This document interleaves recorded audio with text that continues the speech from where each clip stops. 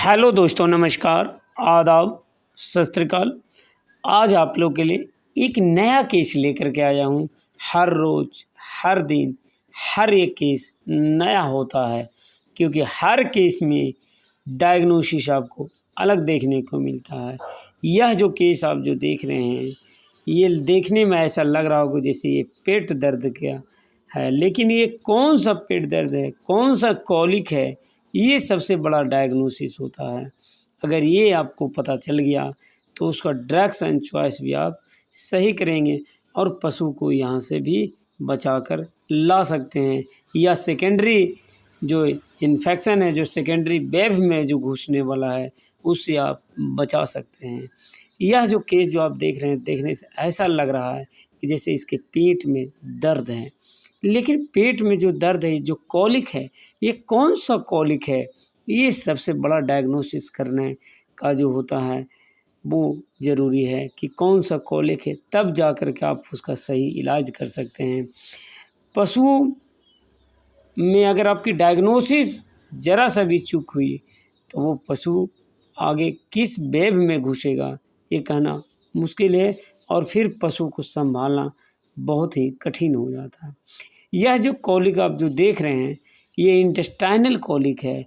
यह आंतों में दर्द होता है, और आंत में दर्द होते हुए यहाँ पर बहुत लोग इसे पेट दर्द का इलाज करते हैं, और पेट दर्द का इलाज करने के बाद यह जो है वो सीधे इंटूसेप्शन में चला जाता है, जिसे आंतों में ट्विस्ट कहते हैं, या आंतों में जो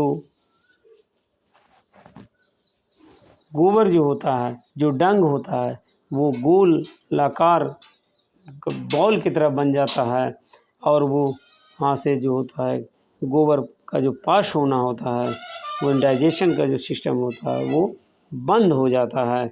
और जब आप रेक्टम में हाथ डाल करके आप इसका डायग्नोसिस करेंगे तो उसमें केवल और केवल म्यूकस आता है, या जो है आंत जो होता है एक दूसरे में ट्विस्ट हो जाता है, एक आंत दूसरे आंत में घुस जाता है, या फिर कभी कभी आंत पूरी तरह से चिपक जाता है। यह जो है इंटूसेप्शन का जो है लक्षण जो है वो सेकेंडरी इन्फेक्शन में आता है, क्योंकि फर्स्ट स्टेज में जो है वो कॉलिक के लक्षण आता है, जिस तरह आप वीडियो में देख रहे हैं। तो जब भी आप कॉलिक का इलाज करें तो पूरी तरह से करें, ताकि वह जो है केस जो है सेकेंडरी वेव में घुसने से पहले ही आप उसे क्लियर करें।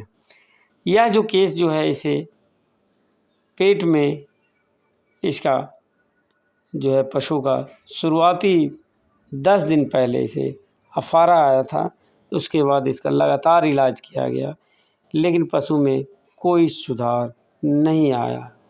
उसके बाद फिर इसे सलाइन फ्लूइड वगैरह दिया गया। उस पशु जो है उसका पेट का अफारा ठीक हो गया। ठीक होने के बाद इसे हल्का चारा भी खाने लगा, लेकिन इसमें जो है फिर दूसरे पशु चिकित्सक के द्वारा इसे फ्लूइड में जो है वो ग्लूकोज दिया गया, साथ में इसमें लिवोफ्लोक्सासिलिन का इस्तेमाल किया गया, जिसके कारण जो है कि ये फिर इसमें इंटेस्टाइन कॉलिक का लक्षण उसके अगले दिन से ही आने लगा। अगर इस तरह के कंडीशन हो जाते हैं तो फिर यहाँ से पशु को बचाना बहुत मुश्किल हो जाता है, क्योंकि लंबे दिन से बीमार पशु का जो इम्यूनिटी पावर होता है, जो रोग से प्रतिरोधक क्षमता होता है, वो कम हो जाता है। अगर शुरुआती में अगर पशु जो है आपका सही हो रहा है तो उसमें जो है फ्लूइड को लगातार बदलाव नहीं करना चाहिए, क्योंकि इसमें बदलाव करने के कारण ही ये पशु का स्थिति ये हो गया। तो इस तरह करके आप डायग्नोसिस करें, क्योंकि डायग्नोसिस बहुत ज़रूरी है पशुओं में, और पशु में अगर डायग्नोसिस आपकी सही है तो आप ड्रग्स एंड चॉइस सही करेंगे।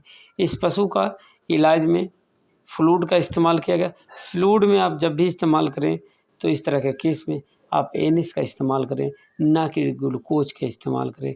बहुत लोग इसमें रिंटोज बक्ट्रोज चढ़ाते हैं, इंटरलैट चढ़ाते हैं, कदापि ना चढ़ाएं। इसमें जब भी आप चढ़ाएं तो एनिस का ही इस्तेमाल करें।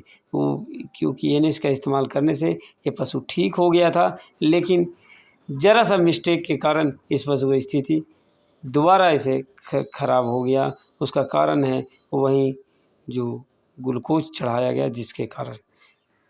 और इसमें आप ट्राइब्यूवेट का इस्तेमाल करें, साथ में एट्रोपिन सल्फेट का इस्तेमाल करें, पेरीनॉर्म का इस्तेमाल करें, दर्द के लिए एनाल्जेसिक के लिए